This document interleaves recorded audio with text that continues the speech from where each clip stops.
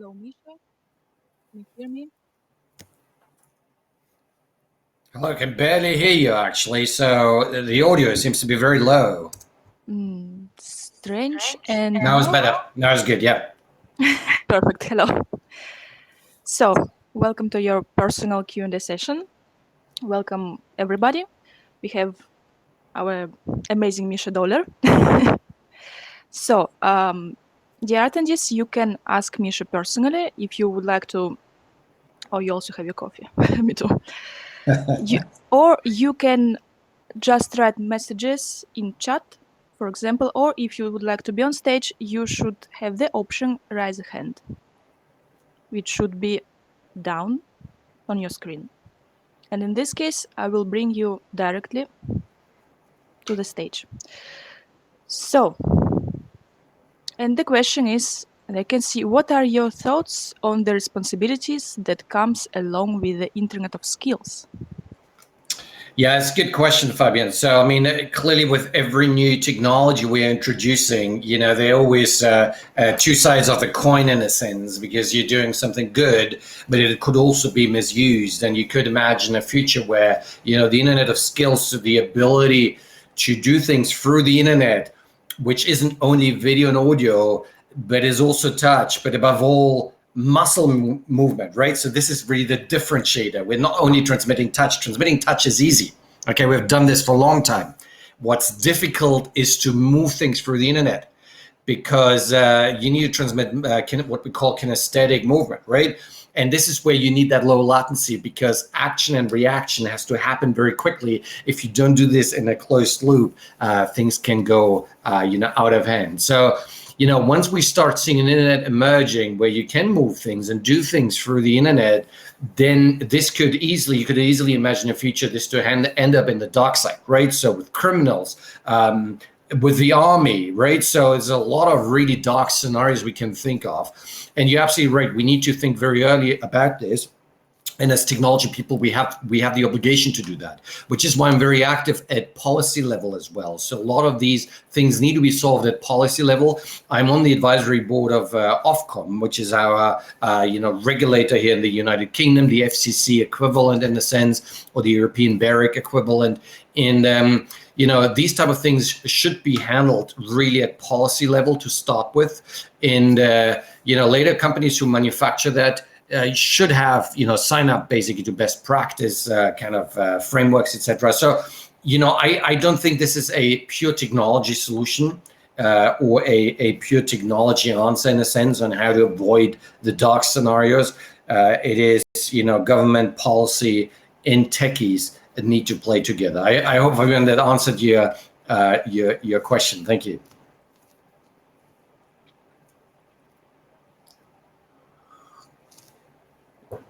All right, let me have a look. So, right, do you think all the tech will be, so Sasha, you're asking me if that's kind of a democratized way? Well, ideally, I would want this to be available to everybody, right? So the whole idea is to make this, a technology which truly democratizes skills. So we have democratized a lot with the internet. Okay, at the beginning it wasn't for everybody. The tech wasn't democratized for everybody, but over the years we scaled it. Cost went down, and it became part of our social fabric in a sense, right? So, and we have democratized information, definitely knowledge.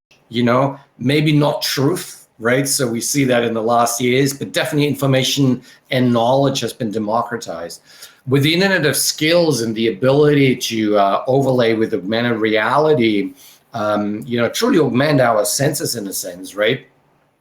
I think we have a unique opportunity to democratize also these skills, right? To have a future where it actually doesn't matter where you are, that you're able to participate, let's say, in engineering projects. Okay, so you don't need to live in the UK to work with Rolls-Royce.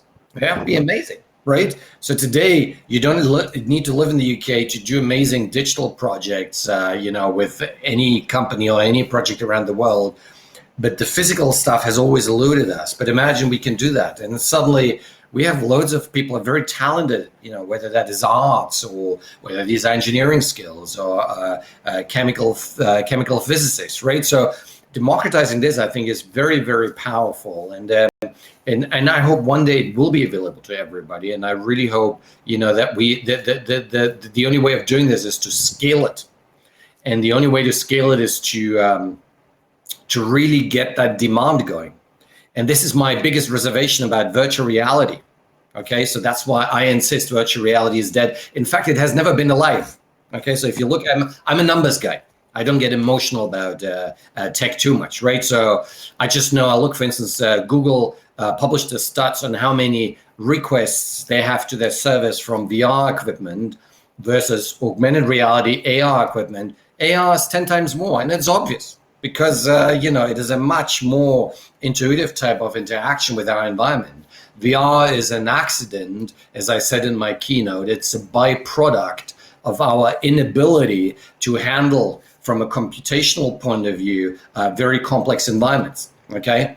But it's not taken off. I have VR equipment at home. I use it once a month max.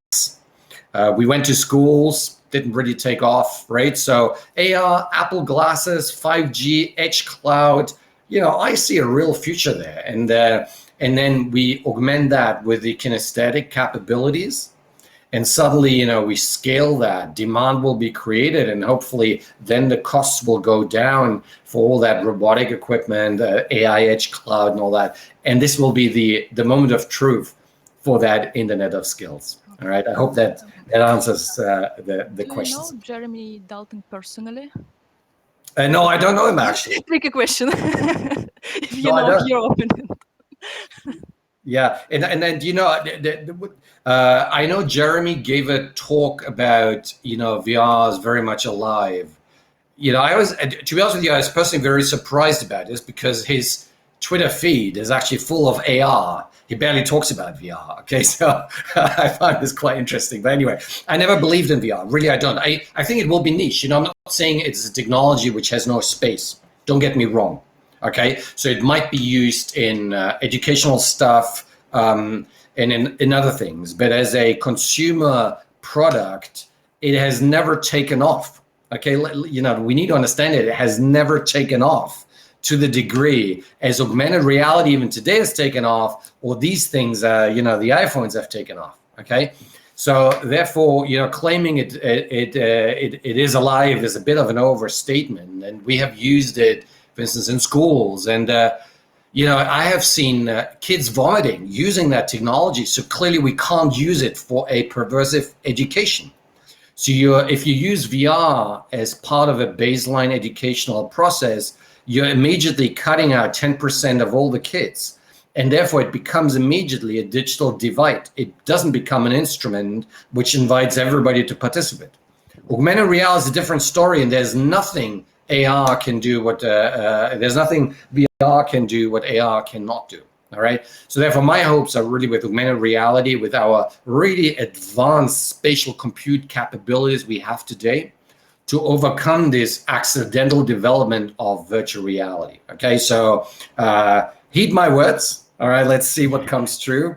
But I have never been wrong with any of my tech predictions in the last 20 years. So let's see. Anyway, any other questions? Okay. Yes, of course. There is a question about possible cooperation between virtual reality and augmented reality, for example, in healthcare. Right. Who's asked that, guys? Celia. Right. So yeah, as I said, right. So I didn't mean VR to be completely dead or useless, right? So it will have its space. I'm sure about this. And healthcare companies, may use that for training. But you know what my hunch is, Celia? My hunch is that the moment augmented reality really becomes, operational. Let's just zoom forward maybe 2-3 years, where Apple throws us a really sexy, very operational, edge cloud connected augmented reality thing. The question will not be about the tech. It will be about the content. All right. It will be about the content. It has always been about the content. Right. So, and there is nothing which prevents me putting on these glasses here and have a medical education. or our students at King's College London, we are a university which owns 4 hospitals, and we talk a lot specifically about the training process for our students. And a lot of the material now is in VR, and it doesn't feel natural. It hasn't really caught on. It isn't something people are super excited about. But imagine you have augmented reality glasses with the content already prepared. So I'm not sure, say, if you have a company which maybe deals with medical content preparation, that is the key. Because for you to translate it from a spatial compute, which has been happening in a very closed virtual reality environment, and translate it into an open space augmented reality environment where you have anchor points. So I'm looking around and I'm seeing a heart beating, I see it explained and all that. I think that to me will be the future. So I really think the moment any of the verticals will see augmented reality working, they will all pivot in this direction. In fact, you see this already. Okay, so if you look at the stats of HoloLens in industries, I think it's surpassing anybody in the virtual reality space, right? So it's just it's like you have an iPhone, but you're still operating with a Nokia, right? So you can do it, but why wouldn't you take an iPhone? Okay, so therefore, my advice to all startups who ask me and all companies, focus on content creation, which can work with spatial rendering.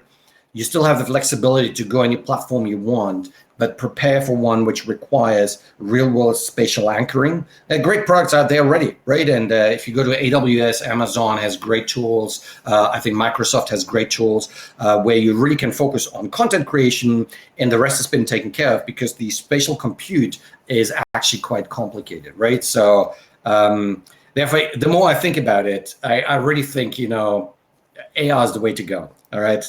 I hope I'm not discouraging anybody. All right. One another question from Georg. Where in this XR space do you see the most interesting investment opportunities? That's a great question. It's a really great question, George. And I had, in some sense, I had answered that already quite a bit. I think one of the biggest problems we have is really with content, right? With content, just having the content. So if I had the time or I had the money, right? So I would invest into companies which allow for an easy, a three-dimensional kind of content creation. And particularly, I would pay attention to companies which are able to translate an abundance of 2D and text content we have today, okay, images, videos, and the text which comes there, an automatic translation into a 3D contextual context, right? Because then you can really scale that. And nobody has done that, okay? So imagine me teaching, I'm teaching at King's College and engineering subjects. And we could use AR today already, no problem. We could use VR, so the spatial compute, we could do that. But I struggle to build essentially enough content which is, strong enough to help my learning objectives for my students, right? So it's quite a serious procedure. If I had a platform where it's just chuck in my content I have in the 2D sense, okay, and it automatically translates that into a 3D spatial anchoring sense, this is a winner, right? That's a winner. Another winner would be a platform which allows you to create content from 3D content, from some canonical elements, okay? So maybe you could use, Epic's Unreal Engine, I think is a great tool to build a platform like that. But what I'm thinking is, a platform where me as a teacher, I can just go and say, look, I want to teach some mechanical engineering, electrical engineering. So I'm going to take this element here, this element here, this element there, put together, and then start building more complex structures, which maybe for which you can create also a marketplace. So anything which thinks a little bit more like platform, rather than, very specific content, I think that is a winner from an investment point of view. Because you will see very quickly that the markets are quite fragmented, right? So we had it with IoT, the Internet of Things. I know it really well because I co-pioneered the whole space, and I'm co-founder. One of my companies is World Sensing. We struggled a lot because IoT looks like a gigantic opportunity, But if you really zoom in into the market, really nitty gritty details of how to unlock the sales, it's extremely fragmented. And I think the content market for augmented virtual reality will be similarly fragmented. Okay, so therefore, I really think either you do a good B2 government deal, so where you go to the government and say, look, I'm going to create content for all your hospitals, for all your teaching institutions. That might be a great deal. Or you focus on platforms which enable the fragmented verticals to really produce content. Okay, so that hopefully answered that, George. Yeah. All right. One question for you. How did you get to this concept of Internet of Skills? What was the first path, the first step? Right. So the term Internet of Skills, where did it come from? Well, it actually came from another health crisis we had, 2014, Ebola. So we had a huge Ebola crisis, and King's College was leading the United Kingdom's response in Sierra Leone. And our doctors were reporting back that, they really need help. They need help, but nothing sophisticated. So they weren't saying we need, surgery or we need something very sophisticated. They were actually reporting on, that we really need just simple things, just palpation. So palpation in English means, just testing, the softness of the tissue, take temperature, do some very easy kind of jobs. But nobody wanted to travel. People were afraid because of the very high infection rates at that time in Ebola. And I thought, why can't we virtualize that type of skill, right? We had almost everything, right? So you need a bit of robotics on the edge, and we have already advanced robotics a lot. You need great networks for the very low latency, and we were just at this point dealing with 5G and the very low latency capabilities. And then you need a bit of artificial intelligence for reasons I can explain another time. But we had all the ingredients I put together, and then I realized if this really scales, you really change the skills landscapes altogether, because you can apply it to artists, engineers, anything. And then suddenly I had this inspiration to call that the Internet of Skills. And I've been working on that ever since, and it's now really taken off. So quite a lot of industries talk about this, with Ericsson, one of the biggest vendors in telco. We have been really pioneering that type of space. I hope that answers the question where the term actually originated originally. Okay, there is a question from Milad.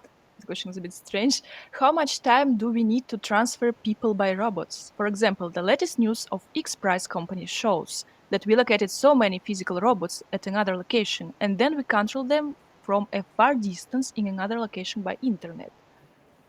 So, how much time do we need to transfer people by robots?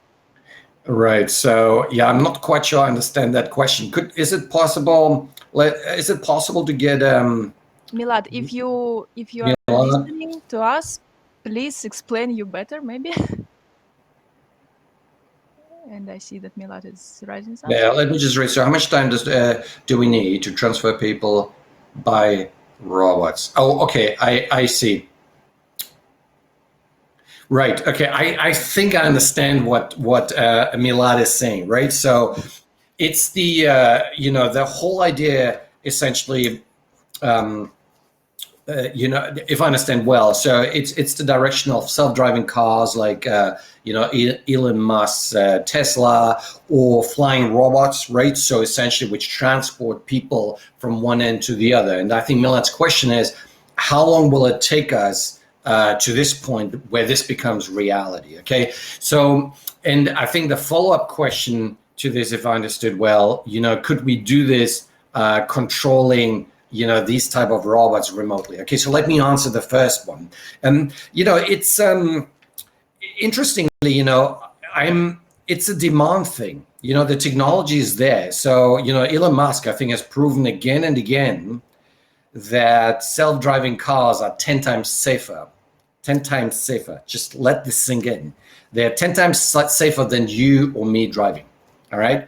And the other big advantage is if there is an accident of Teslas, they learn from the accident, and they download this immediately on the millions of cars which drive out there. which means, the experience and the learning curve is always getting better. Whereas in our case, if any of us had an accident, we don't really transfer that knowledge there. So clearly, from an engineering point of view, the tech today is here. It is much better. So numbers don't lie. It is just 10 times better. Okay. Now, but there's a big psychology behind this. Okay. And I talked a lot with my, some very senior friends in British Airways. And Hughes, his name, is one of the most senior, longest flying pilots with BA. And I asked him over a beer before the lockdown, I say, Hugh, in fact, you guys, you have autopilots already for 20, 30 years, and the most difficult thing is really the landing. And, it's all on, you have it solved. Why do you still sit in this cockpit, right? Because really taxiing, takeoff, flying, landing, autopilot can do this today. And probably also that safety stats will be similar to human pilots. And meaning it's 10 times better, right? And Hugh told me, look, Misha, if I didn't go into this cockpit every morning, nobody would fly, okay? So there's that human psychology of, at least a human being somehow in control.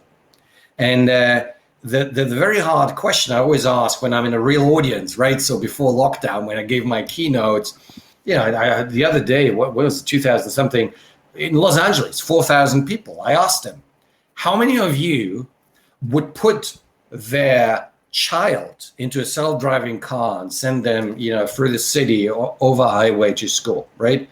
And these were techies, 4,000 techies in the valley, and maybe 5 hands went up, right? So even the people who design it, even people who know that the tech is 10 times better, have reservations of using that. So therefore, once, and I'm not saying it will not take off. In fact, I hope it will take off. Once that the technology takes off, whether these are self-driving cars like Tesla, or whether these are flying robots like we have already, actually, these flying drones, etc.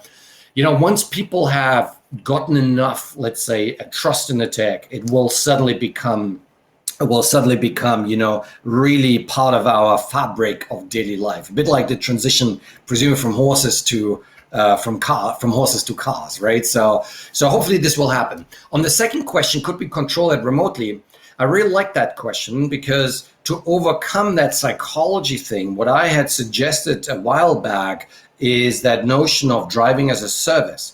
So rather than using an autopilot where just AI is deciding this, we're using the autopilot to drive the car for as long until the autopilot realizes that there is a problem, that there's a problem with, something isn't right, okay? And it hands over in this moment, using ultra low latency 5G technology, the driving to a real human driver who sits on a screen or with augmented reality or virtual reality glasses in a game console driving capability, and takes over, the driving essentially in these very difficult situations. I think this would really help with building trust, because people know that when AI starts to strike in or get into problems, there's a human driver taking over and immediately being able, hopefully, to drive that car to safety. Okay, so therefore it will take a while, but there's tech, and then there's demand. So there's the supply and technology, and there's a demand, which is often a psychology game, right? So sorry if that was a very long and elaborate answer, but I found this quite an interesting question. Okay, thank you. Thank you. You were speaking about 5G and 6G. Mm-hmm. So do you believe that one day we will, as humanity, arrive really to 6G, 7G? Or it's too much futuristic, maybe? No. It's my job, Sasha. It's really my job to answer these questions and to think about these. In fact, during the 5G design times, I had argued that 5G will be our last G, but I was wrong. Okay, I was wrong back then. And the reason is, I know now that 8G will be our last G, and I explained that to you. Okay, so in telecoms we have two trends. One trend is the trend of multiplier. So something always gets 10 times or 100 times better. Okay, so I can tell you already what the 6G average download rate will be, because in 5G it's 100 megabits per second, in 6G it will be 1 gigabit per second. We don't know yet why we need it, we don't know how to do it, but I can tell you that it will be 1 gigabit per second. And by virtue of extrapolation, we can always come up with 7G, 8G, what the KPIs will be. Now, the other trend, which is quite important, is a trend which I call the trend of consolidation. So we are, other people call that the curse of the odd generation. So we are always introducing something really novel, something really sexy, something fantastic in the odd generation, but we don't get it quite right. It always takes us one generation to the even generation to get it right, okay? So in 1G, we introduced that notion of untethered phone calls without a wire, right? So 1G wasn't really a success for a long list of reasons. It was 2G, which really perfected that. In 3G, we had this ingenious idea of connecting the internet to your mobile. It didn't really work. 4G really made it happen, okay? 5G, we introduced this very low latency edge cloud capability, and we're doing well, but I think 6G, we will really see, that capability to take off globally. So therefore, we will need that 5G, 6G game. 7G, I think, and maybe already at the end of 6G, we will introduce that notion of self-synthesizing networks. So I'm actually working on this. I pioneered this concept where I see a future where networks design themselves. Because currently, humans design the networks and machines optimize it. So we do 10 years humans sitting around the table negotiating 5G and now 6G. And then we throw a lot of AI at it once we have deployed it to optimize parameters. So the thing I've been working on now for 2 years is, why don't we throw AI already at the earlier stage and have actually AI design the networks? And I call that self-synthesizing networks, right? So this will probably be introduced in 7G. We perfected in 8G, and then we don't need the Gs anymore, because we will be continuously innovating by in feature space. It's a bit like the internet, right? So you don't hear anybody talking about 3G or 4G or 5G internet. And the reason is because we have decoupled hardware from software, middleware, platforms, and all that, and everybody's innovating at their own pace. So therefore, I think we will see the same thing with 6G, 7G, and 8G. And 8G, I really bet this will definitely be our last generation. Will it be also like 10G? Exactly. Or something. The question from Zubair: what are the main differences between tactile internet and internet of skill? Yeah, so they're actually really different. Okay, they're really, really different. So that the notion of the tactile internet was introduced by Gerhard Fettweis, who is, in fact, by chance of life, I was one of his students. Okay, so I know Gerhard really well. We're good friends. And Gerhard realized that we really need this. The big game change in 5G will be the very low latency. So the tactile internet actually stands for a low latency point-to-point link. Okay, so if you look at all the literature, at all the standards documents, think of it as an Ethernet cable, which happens to be wireless and happens to be very, very, very low latency. Okay, so it connects you from point to point. That's what the tactile internet is, right? So it's a bit of an unfortunate name because it isn't really an internet. An internet means, loads of nodes talking to each other. And the other unfortunate naming, and I told Gerhard this many times, is that tactile refers to touch. Touch doesn't have a low latency requirement. Touch is very slow, okay? The time it takes of me touching my finger and that signal arriving in my brain is 120 milliseconds. This is enough time to go around the planet a few times, okay? What really requires low latency is not touch, not tactile. It is kinesthetic. The muscle movement. This really requires low latency, okay? So therefore, the touch thing, and you realize that, for instance, if you touch a hot surface and your brain doesn't know it's hot, it takes you quite a while to realize it's hot because the nerves take a long time to do that, to give you that signal. And only then you take your hand back, okay? So therefore, tactile is a slow sense. Smell is a slow sense. The only truly fast, low latency sense we need and why we need 5G is kinesthetic movement, all right? The muscle movement. That's why we need it, nothing else, all right? So, and my Internet of Skills requires that Ethernet cable, that very powerful, sexy Ethernet cable called the Tactile Internet. But it's much more. I'm building an internet. Gerhard advocated for a new Ethernet cable. All right, so we standardized the Ethernet cable, but the capabilities of democratizing skills, this is done at internet level. You need to put loads of constituents together: robotics, AI, platforms, content, etc., etc. I hope that answers the question. Okay, thank you. A very important question from Yuta. Will the importance of human creativity grow, and how will we be able to balance realities? If we have our physical reality, virtual one, augmented.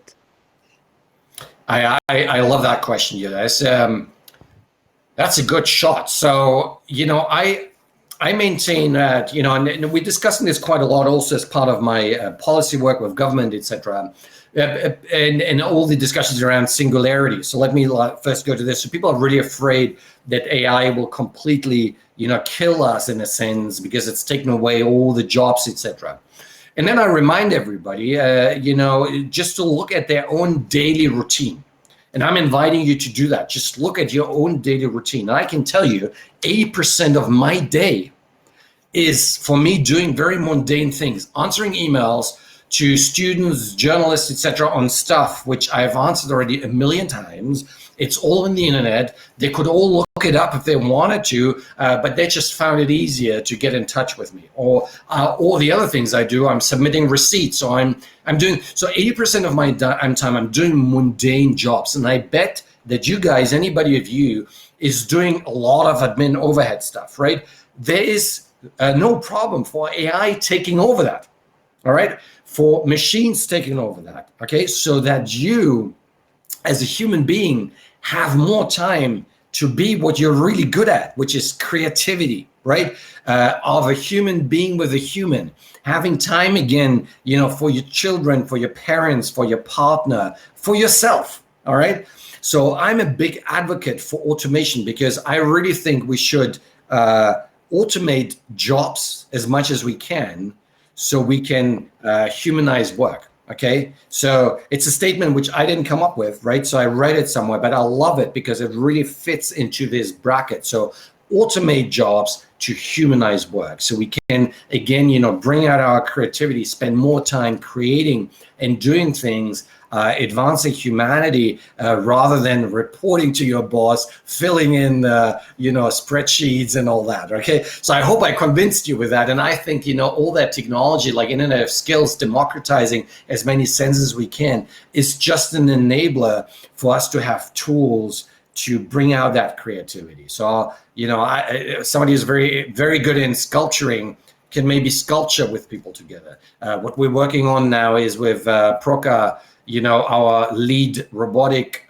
surgeon at King's, in fact, the pioneer of robotic surgery, to explore what happens if we have a very complicated surgery and you need to bring 5, 6, 7 surgeons together at the same time to do that, right? So suddenly you can do things we could never do before. So therefore, I'm really up for this, and I think we need to give that technology revolution a chance. All right, I hope I answered that question. Thank you. Thank you.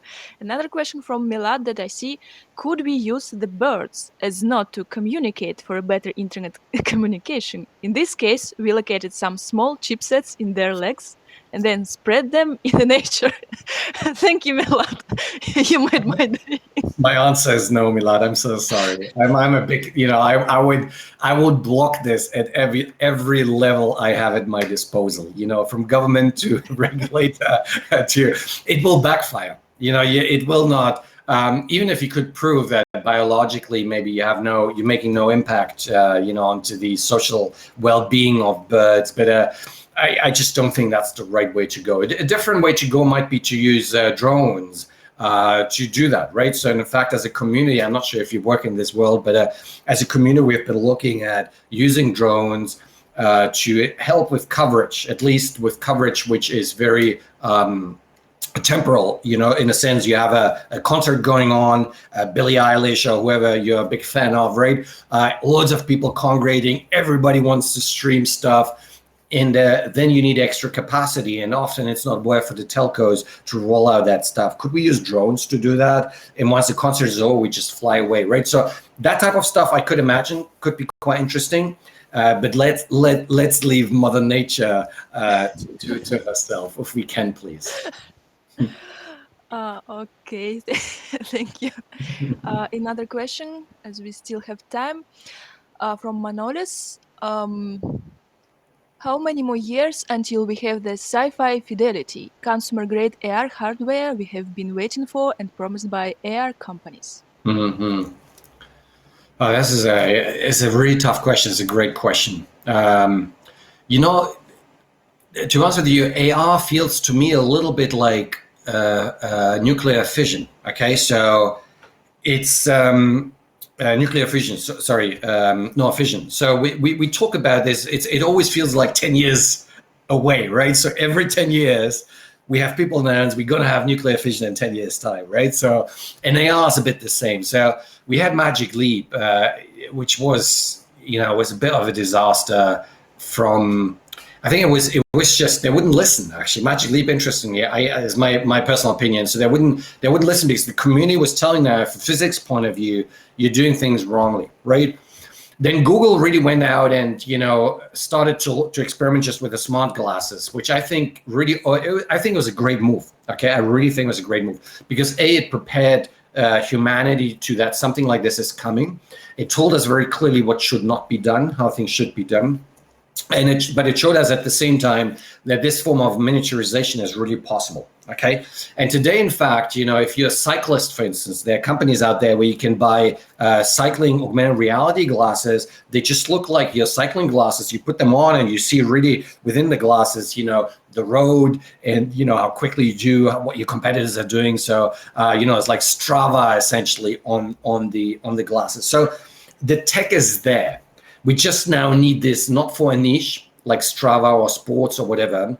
We need it for everybody. And the bets are with Apple. Okay, the bets are with Apple. And, they always take their time because they want to perfect things. But I bet they have, solved it. I have no further insights, to be honest. So, but I wouldn't be surprised if by 2023, so in 2 years' time, you as a consumer can buy that product. It would probably tether to your mobile phone. There would be quite a bit of computation happening in the phone. I don't think the very first generation will connect to an edge cloud. The reason is because I just, even though we designed 5G to do this, remember my trend of consolidation. I think it will really happen at the end of 5G, beginning of 6G. But yeah, wait another 2 years. And then for a really universal rollout, because we not only need the glasses, we need content. Maybe another 2 years. So 2025, boys and girls and ladies and gentlemen, I think will be our year for AR to properly take off. And that will change everything, okay? Just think of gaming, right? So you can play, just sit here, you can play with whatever, your family, with your friends, mahjong on your AR glasses, and the company offer that already. Education, music, it will be just such a game changer. And if this is physically anchored, oh my God, what can you do? I don't like my living room. So you know what? I'm just gonna refurbish it, put on my glasses, and I see something different, right? So a bit like Battlestar Galactica, those who are of my age, where this is kind of the spatial anchoring is overlaying essentially the content you want. There's a lot of stuff you can do. Okay, so 2025. Okay, still like 2 minutes. The question from Sadala, I hope I pronounced it right. In your opinion, what are the criteria for a good AR user experience? I think actually Sadala asked for a good VR experience, VR user experience, okay? So I think, a really good experience is if it naturally fits into your, into your daily fabric. Okay, so you don't want to go in a cubicle in a box where you feel just really constrained. And I'm not sure how many of you have really used VR. So I've used VR quite a bit, right, as part of my research projects when we introduced VR gaming, Edge Cloud Mobile World Congress 2018. So we've pioneered quite a lot of stuff with split rendering, something you will see in a few years to come. I know that stuff, right? And whilst you're putting VR on, and what you really want is to be as frictionless as possible. So therefore, the frame rate has to be similar as your natural frame rate. Your moving capabilities should not be constrained, so it should be very natural. And maybe that to some degree could be probably given to VR, even though most of the VR heads currently are tethered, so there's a big cable coming out and really limits your way of doing things.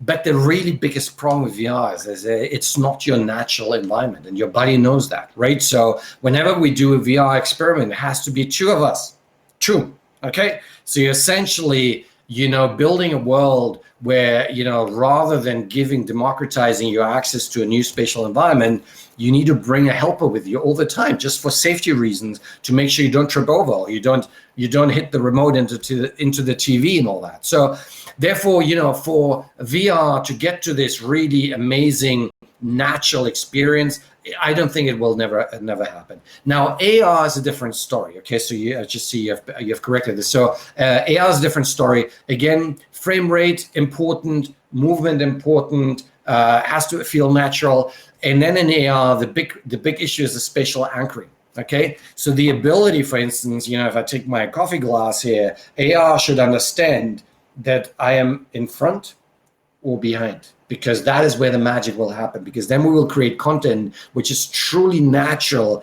as we are creating it, as we are perceiving our spatial environment. And Matt from 6D.ai was the first one to introduce me to this world. He was acquired the other day. I showed it as part of my keynote. Check it out, 6D.ai. They solved it. Other people start to solve it. It's a really hard problem. But once you have solved that, that would be an amazing KPI, because then you can create content which feels very, very natural. Okay, I hope I answered that question, and thanks so much for a fantastic set of Thank you, Misha. questions. Thank you, all the attendees. Now we should close this session. You are welcome to go to the lounge and to do some networking. Also meet Misha maybe at any table if you want. So guys, thank you. Have fun. Goodbye. Goodbye, Misha. See See you. you. Thank you. Thanks, Sasha. Thanks. Bye-bye.